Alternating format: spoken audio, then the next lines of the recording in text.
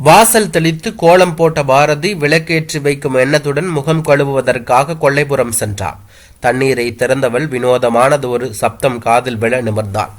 மெல்லியதாக கீச்சு குரலாய் ஒரே சீரான இடைவெளியில் வந்த சப்தம் என்னவாக இருக்கும் என்பதை அறிய காதை தீட்டிக்கொண்டு ஒவ்வொரு பகுதிக்கும் சென்றவள் தேக்கு மரத்தின் அருகே துணி புலர்த்தும் கொடி கட்டுவதற்காக நடப்பட்டிருந்த பனஞ்சாத்தின் மீது கவிழ்த்து வைக்கப்பட்டிருந்த பானையிலிருந்து அந்த சப்தம் வருவதை அறிந்து நின்றாள். பானைக்கு வெளியே நீட்டிக் கொண்டிருந்த சாக்கு தூள்களும் நார்களும் அது ஓர் அணில் கூடு என்பதையும் அதன் உள்ளே இருந்து வந்த சப்தம் தாயை அழைக்கும் குட்டி அணிலின் குரல் என்பதையும் உணர்ந்தவள் கோப வயப்பட்டதுடன் அந்த பானையை எங்காவது தூக்கி எறிந்து விடலாமோ என்பதாய் நினைக்கவும் செய்தாள். அடுத்த நிமிடமே அந்த பாவம் நமக்கெதற்கு என்பதாய் அவ்விடத்தை விட்டு அகன்று வந்து முகம் கழுவ தொடங்கினாள். உள்ளே குட்டி இருக்கிறது என்பது தெரிந்தும் அதை தூக்கி எறிய அவள் நினைத்ததற்கு அணில்கள் மீதான கோபமே காரணமாகும். திருமணமாகி கணவனின் இந்த வீட்டிற்கு அவள் வந்தபோது விசாலமான வீடும் வீட்டை சுற்றிய தோட்டமும் தோட்டத்தில் வளர்ந்திருந்த மரங்களும் அவளுக்கு மிகவும் பிடித்து போயின. வாடகை வீட்டில், அதுவும் 10க்கு 20 அளவிலான ஓட்டு வீட்டில் பிறந்து வளர்ந்தவருக்கு சொந்த வீடும் விசாலமான தோற்றமும் மகிழ்ச்சியை தரதானே செய்யும். போதாக்குறைக்கு அவ்வப்போது வந்து மரங்களில் அமர்ந்து இன்னொலிகளை எழுப்பிச் சென்ற பலதரப்பட்ட பறவைகளும் குறுக்கும் நெடுக்குமாக ஓடிய அணில்களும் அவளுள் மகிழ்ச்சியை ஏற்படுத்தின.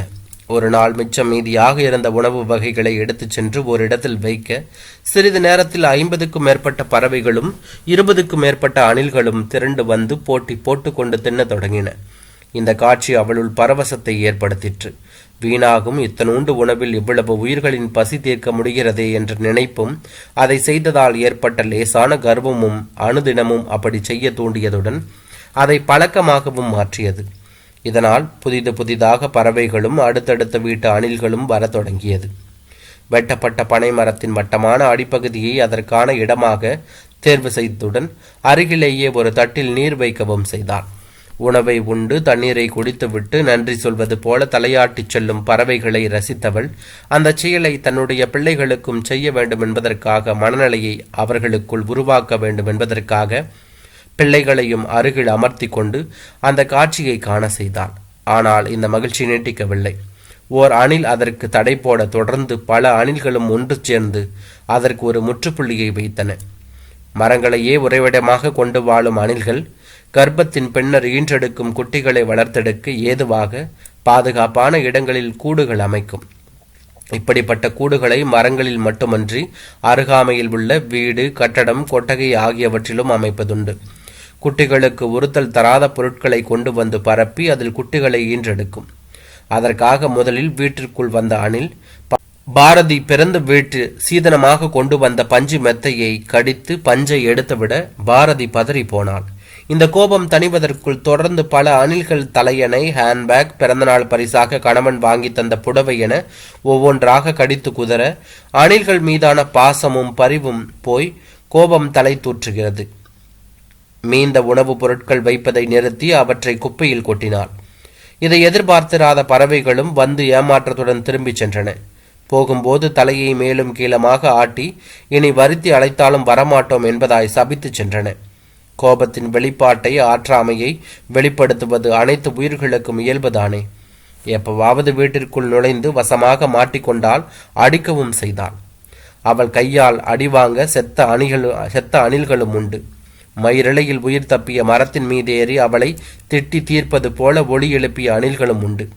பதற்றத்துடன் வெளிப்படும் அதன் குரல் கேட்டு பிற அணில்கள் அதற்கு ஆதரவாக குரல் எழுப்ப அதை பொறுக்க மாட்டாமல் கையில் இருக்கும் களியை விட்டறிவாள் பாரதி.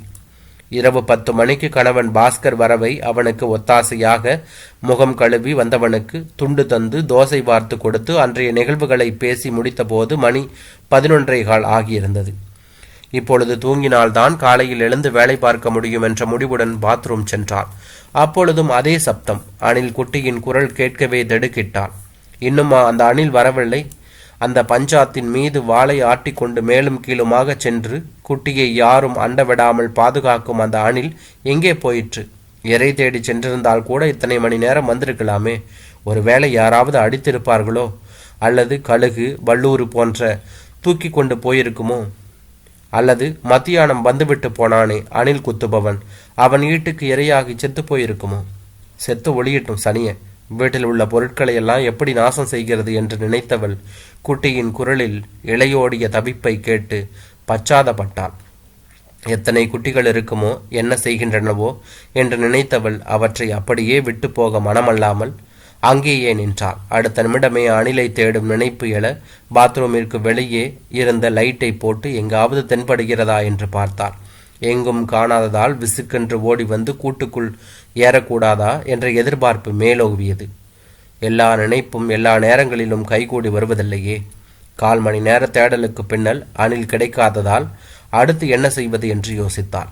குட்டிகளை எடுத்து கொஞ்சம் பால் ஊற்றலாமா? பாலை குடிக்கின்ற நிலையில் இருக்குமா? கண் திறந்திருக்குமா?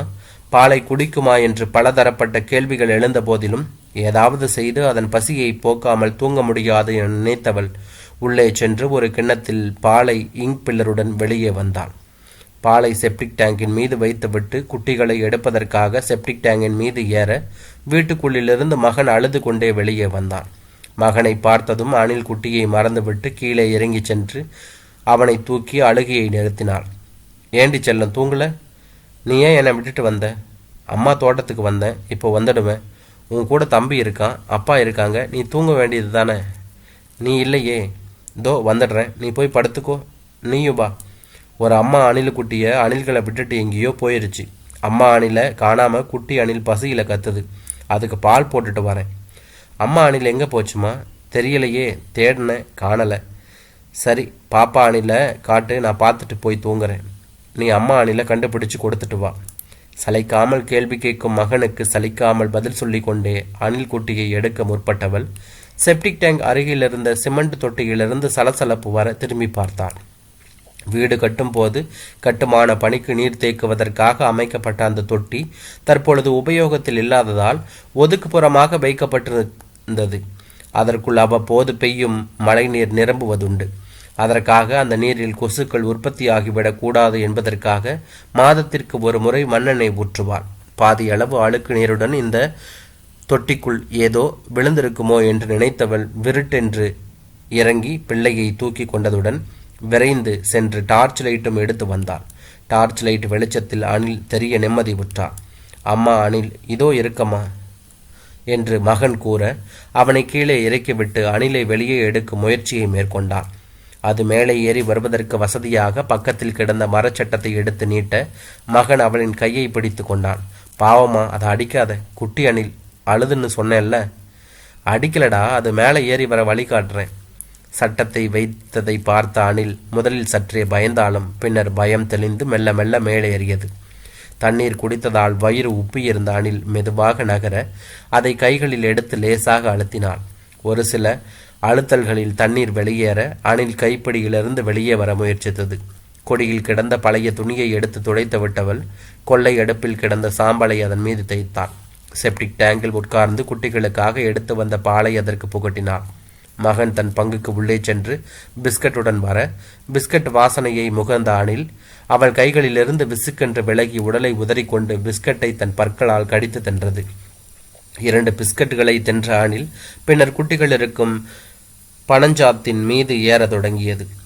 பாரதி அதை மீண்டும் கைகளில் பறித்து கூடு இருக்கும் பானை வாயருகே கொண்டு செல்ல அணில் லாவகமாக உள்ளே சென்றது. சிறிது நேரத்திற்கு பின்பு குட்டிகளிடமிருந்து சப்தம் வருவது நின்று போக பாரதி நிம்மதி உற்றாள்.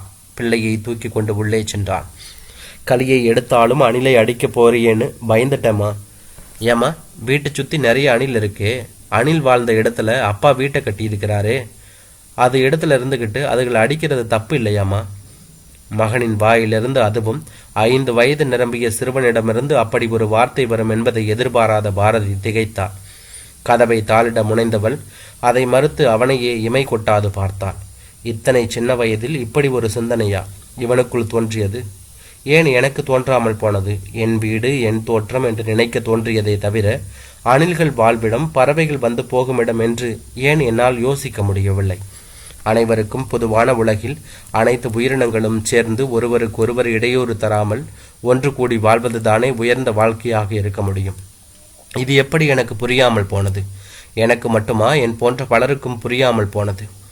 ஏன் ஆறாம் அறிவு என்கின்ற கூடுதல் தகுதியும் அனைத்தையும் அடக்கியாளும் திறமையும் கண்ணையும் கருத்தையும் மறைந்து விட்டதா? பிற உயிரினங்கள் தன் பிழைப்பை பார்த்து கொண்டிருக்கும் போது மனிதர்கள் மட்டும் பிற உயிரினங்களின் வாழ்வில் குறுக்கிடுவதும் அடக்கியாள நினைப்பதும் சரியா?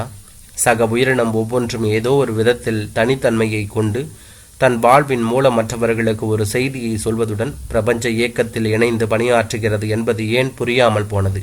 உயிர்களிடத்தில் அன்பு கொள்ளாத வாழ்க்கை கல்வியாக கடைபிடிக்க வேண்டும் என்பதற்காக தானே அதை சிறுவயதில் ஏட்டுக்கல்வியாக போதித்தார்கள். அதை படித்துமா நான் இப்படி? தூங்க நினைத்தும் தூங்க விடாமல் பலவிதமான சிந்தனை என்னை ஆட்கொண்டு அலைக்கழித்தன. தன்னை இப்படி தவிக்க வைத்துவிட்டு தூங்கிக் கொண்டிருந்த மகனை அவ்வப்போது பார்த்து கொண்டிருந்தவள் நெடு நேரத்திற்கு பின்பு தூங்கியும் போனாள். மறுநாள் காலை நேற்றைய சிந்தனைகளை விளக்க முடியாத மன அழுத்தத்தில் பால் காய்ச்சி கொண்டிருந்தவளை பாஸ்கர் அழைத்தான். சீக்கிரவா, பூஜை அறை ரூமில் ஒரு அணில் பூந்துக்கிட்டு இருக்கு. ஜன்னல்களை சாத்திட்டேன். கதவை திறந்துட்டு போய் மெதுவாக அடிச்சு போடு. பதில் சொல்வதற்குள் தரதரவென்று அவளை அழைத்துச் சென்று ஒரு களியையும் திணித்த கணவனை பார்த்தவள் களியை கீழே போட்டுவிட்டு பூஜை ரூம் கதவை ஜன்னலையும் திறந்து விட்டாள். அதுவும் நம்மோடு இருந்துட்டு போகட்டும், விடுங்க. திறந்த ஜன்னல் வழியாக பாய்ந்து சென்ற அணில் தன் எதிர்ப்பை காட்டும் விதமாக குரல் கொடுக்க தொடங்கியது. அதன் குரலில் இருந்த பதற்றத்தை இனம் கண்டு கொண்ட மற்ற அணில்களும் அதற்காக வரிந்து கட்டி கொண்டு குரல் கொடுக்க, மனைவியிடம் இப்படி ஒரு மாற்றத்தை எதிர்பாராத பாஸ்கர் அதற்கான காரணம் புரியாமல் அவள் கீழே போட்ட களியை எடுத்து அவளை திட்டிக்கொண்டே அணில்கள் சுத்தி கொண்டிருந்த மரத்தை நோக்கி வீசினான். அவளுக்கு புரிந்தது, அவனுக்கு புரிய இன்னொரு சந்தர்ப்பம் வாய்க்க வேண்டுமோ?